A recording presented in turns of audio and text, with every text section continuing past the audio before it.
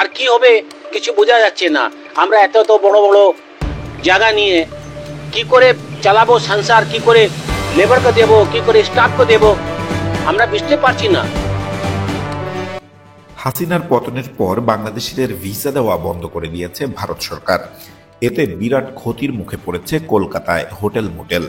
বাংলাদেশি পর্যটকদের অভাবে বড় ধরনের লোকসান গুনছে কলকাতার বিভিন্ন হোটেল ও খুচরা দোকানের ব্যবসায়ীরা। অনেকে বলছেন করোনা মহামারীর পর এমন দশায় আর কখনো পড়তে হয়নি তাদের। কথা বলতে গিয়ে অনেকে কান্নায় ভেঙে পড়েছেন। ভারতীয় সংবাদ মাধ্যম টাইমস অফ ইন্ডিয়া জানিয়েছে, সেন্ট্রাল কলকাতার 2 বর্গ কিলোমিটার জুড়ে শতাধিক হোটেল এবং 3000-এরও বেশি দোকান রয়েছে। পর্যটক নির্ভর এই বাণিজ্যিক এলাকা মিনি বাংলাদেশ নামে পরিচিত। মূলত বাংলাদেশের রাজনৈতিক পট পরিবর্তনের প্রভাব বেশ বাজেভাবেই পড়েছে এই এলাকার ব্যবসায়। কলকাতা হোটেল অ্যান্ড রেস্তোরাঁ মালিক অ্যাসোসিয়েশনের নির্বাহী কমিটির সদস্য মনতোষ সরকার জানান, জুলাই থেকে মার্কুইস স্ট্রিটে আমার হোটেলে 30 রুমের মধ্যে মাত্র 4 থেকে 5টিতে বাংলাদেশিরা থাকছেন। ছাত্র আন্দোলন ও শেখ হাসিনাকে হটানোর আগে 26 থেকে 28 রুমে বাংলাদেশি অতিথিরা থাকতেন। মনতোষ সরকার জানান, যেসব হোটেলে 10 থেকে 12টি রুম আছে সেগুলো অস্থায়ীভাবে বন্ধ করে দেওয়া হয়েছে, কারণ তাদের মাত্র 1 বা 2টি রুম বুক হচ্ছে। 2021 সালে করোনার সময়ে ভ্রমণের বিধিনিষেধ থাকার সময় যে অবস্থা হয়েছিল, এখন ঠিক একই পরিস্থিতি চলছে। চট্টগ্রামের রাজন বিশ্বাস জানান, আগে যখন তিনি কলকাতায় যেতেন তখন বাংলাদেশি পর্যটকে হোটেলগুলো ভরা থাকতো, কিন্তু ভারত সরকার বাংলাদেশিদের নতুন ভিসা দেওয়া বন্ধ করে দেওয়া এই অবস্থা তৈরি হয়েছে। রাজন বলছেন, আমার আগের ভিসা ছিল তাই কলকাতায় এসেছি, কিন্তু যারা এখন নতুন ভিসার জন্য আবেদন করছেন, যদি জরুরি মেডিকেল ভিসা না হয় তাহলে তাদের ভিসা ইস্যু করা হচ্ছে না।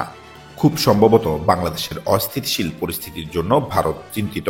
এ কারণে ভিসা ইস্যুতে তারা কঠোর হয়ে গেছে। কলকাতার নিউ মার্কেটে বাংলাদেশি পর্যটকদের সবচেয়ে বেশি আনাগোনা দেখা যায়।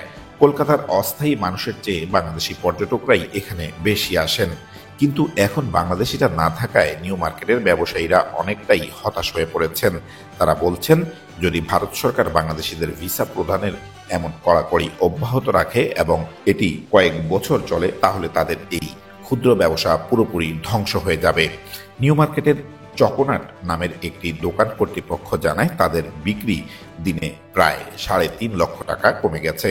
তারা চকলেট, বাদাম, মশলা, প্রসাধনী বিক্রি করে এবং একচেটিয়াভাবে বাংলাদেশি গ্রাহকদের জন্য সরবরাহ করতেন।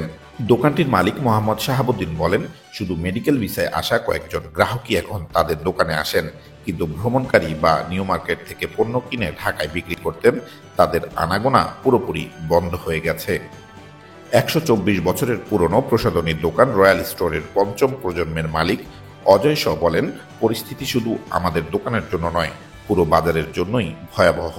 2008 সালে নিউ মার্কেটে অস্থায়ী ক্রেতার সংখ্যা একেবারে কমে যায়। ওই সময় থেকে মার্কেটটি বাংলাদেশিদের জন্য জনপ্রিয় হওয়া শুরু করে। মার্কেটে প্রায় সব দোকান তখন তাদের চাহিদা ও পছন্দ অনুযায়ী পণ্য বিক্রি করতে শুরু করে। কিন্তু বাংলাদেশের শেখ হাসিনা বিরোধী আন্দোলন এবং ভিসা ইস্যু সংক্রান্ত ঝামেলার পর থেকে ক্রেতার সংখ্যা কমে গেছে। তিনি বলেন, আমরা আগে প্রতিদিন 20 থেকে 25 জন বাংলাদেশি ক্রেতা পেতাম, যারা এক একজন গড়ে 15,000 রুপি খরচ করতেন, কিন্তু এখন আমরা দিনে 5 জনের বেশি গ্রাহক পাই না, আর তারা তাদের খরচের পরিমাণ কমিয়ে 10,000 রুপিরও নিচে নিয়ে গেছেন।